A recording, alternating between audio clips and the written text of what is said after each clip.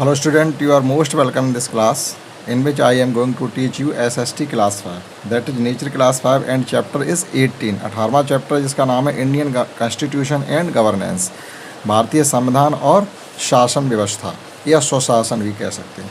तो इसकी एक क्लास आपको हम पढ़ा चुके हैं, आज पढ़ाने वाले इसकी दूसरी क्लास जिसमें आप पढ़ेंगे संघीय सरकार। इसमें हमने ये पढ़ा था पिछली क्लास में कि संविधान कितने समय में बनके तैयार हुआ, संविधान सभा के अध्यक्ष कौन थे, संविधान की जो मसौदा समिति उसके अध्यक्ष कौन थे, संविधान की विशेषताएं क्या हैं, वो सब हमने पढ़ा था। आज पढ़ने वाले इसका नेक्स्ट क्लास जिसमें संघीय सरकार। आज का टॉपिक हमारा आवर यूनियन गवर्नमेंट, हमारी संघीय सरकार। अब इसका मतलब क्या होता है कि our country is an union of 28 state, यानी हमारा जो देश है वो छोटे छोटे 18 राज्यों का एक संघ है। एंड 8 यूनियन टेरिटरीज, और 8 केंद्र शासित प्रदेश हैं। यूनियन टेरिटरीज का मतलब हो जाता है केंद्र शासित प्रदेश।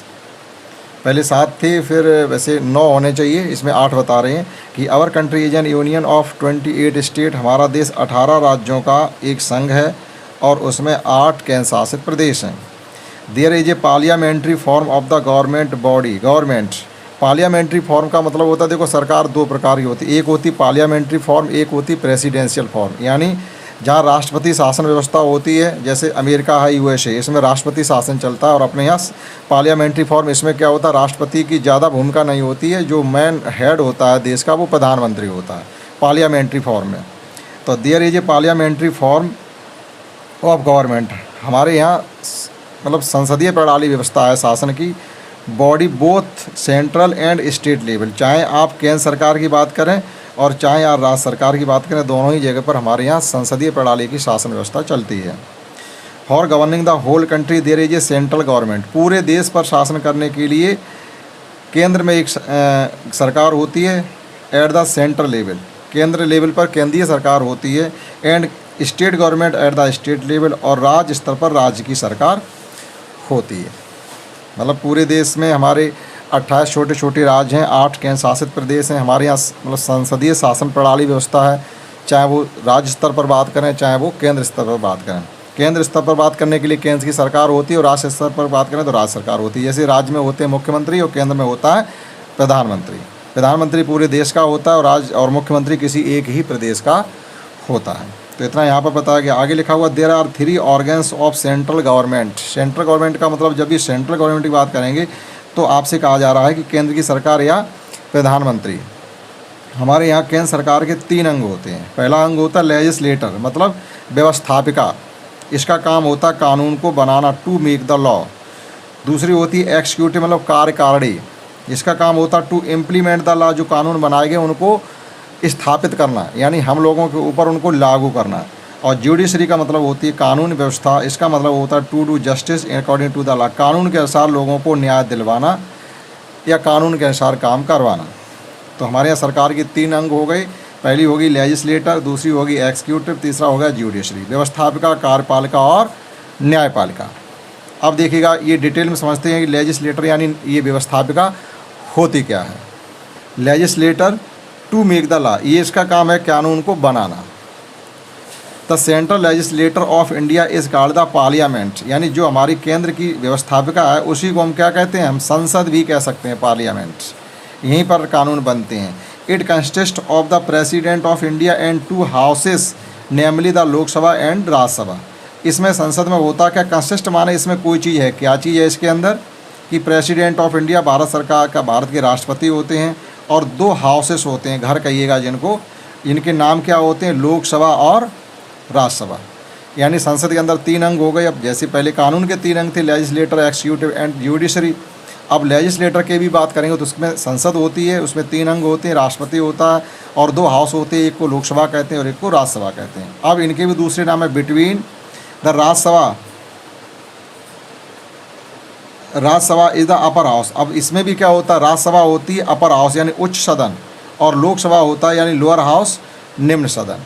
अब इनके भी आगे चल के 2 नाम हो गए। तो राज्यसभा को हम उच्च सदन कहते हैं यानी अपर हाउस, और लोकसभा को हम निम्न सदन कहते हैं यानी लोअर हाउस। अब आपको और आगे डिटेल में आपको बताया जाएगा आखिर अपर हाउस क्या होता है और लोअर हाउस क्या होता है, लोकसभा का काम क्या है और राज्यसभा का काम क्या है। The member of the Lok Sabha are elected directly by the people for 5 years. अब तो अंतर क्या आ रहा है लोकसभा और राज्यसभा में, आप अंतर समझेंगे कि लोकसभा यानी निम्न सदन में जो लोग बैठते हैं वो इलेक्टेड डायरेक्टली माने सीधे सीधे तौर पर लोगों के द्वारा 5 साल के लिए चुने जाते हैं। यानी हम जो हर साल 5 साल बाद वोट डाल करके प्रधानमंत्री चुनते हैं वही हम लोकसभा के लिए चुन रहे हैं, और वो सीधे तौर पर यानी हम वोट दे रहे हैं उनके पास जा रहा है, जो मेजॉरिटी में आता है जिसकी ज़्यादा सीटें जीत के जाता है वो प्रधानमंत्री बन जाता है। All Indian citizen age 25 years और more can become a member of the Lok Sabha.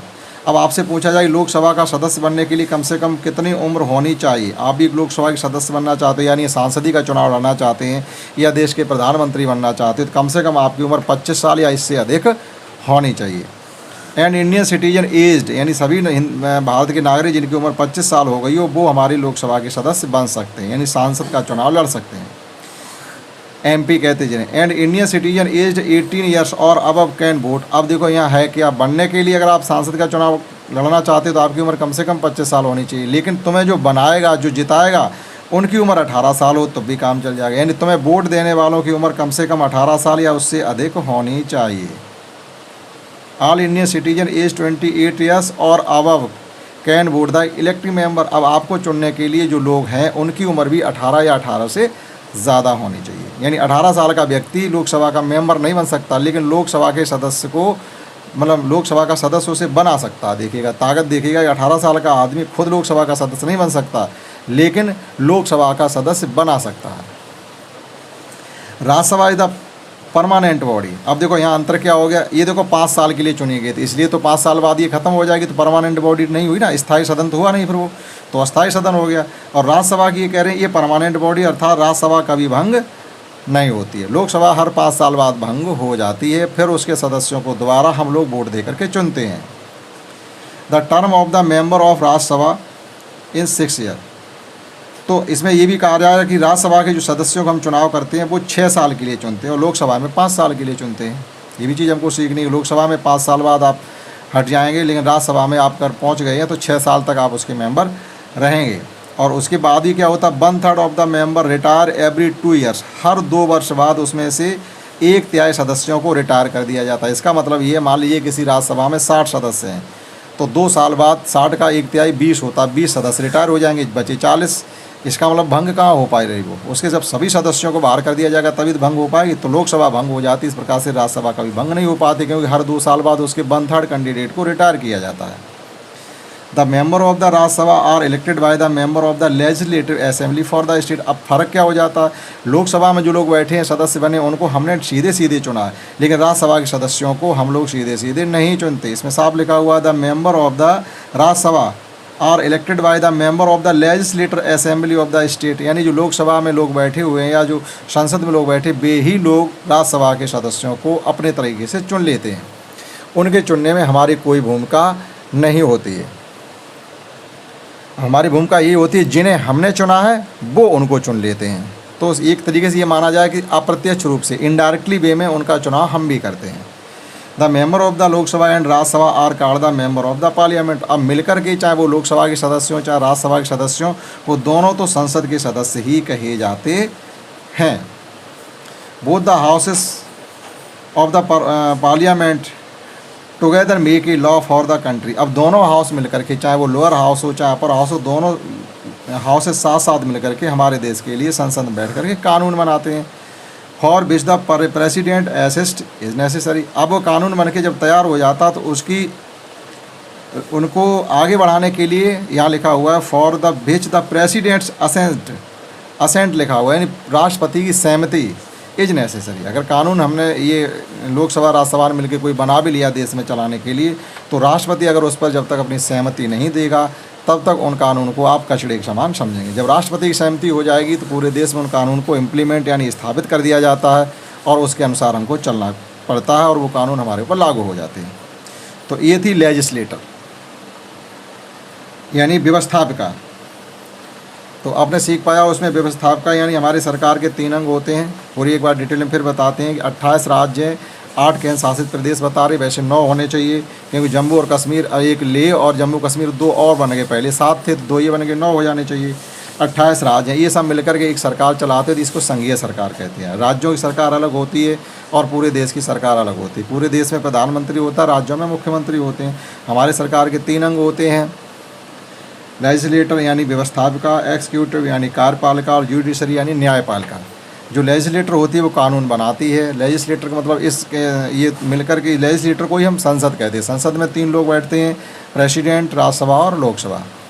ठीक है, राज्यसभा को हम अपर हाउस कहते हैं और लोकसभा को हम लोअर हाउस यानी निम्न सदन कहते हैं। लोकसभा के सदस्य बनने के लिए आपकी उम्र 25 साल या 25 साल से अधिक होनी चाहिए, लेकिन जो तुमको चुनेंगे उनकी उम्र कम से कम 18 या उससे ज़्यादा होनी चाहिए। 5 साल बाद लोकसभा भंग हो जाती है। राज्यसभा के सदस्यों का चुनाव जो लोकसभा में सदस्य बैठे वो ही चुन लेते, लेकिन उनका चुनाव 6 साल के लिए किया जाता है। हर 2 साल बाद एक तय सदस्यों को रिटायर कर दिया जाता है। इस प्रकार से राज्यसभा कभी भंग नहीं होती है।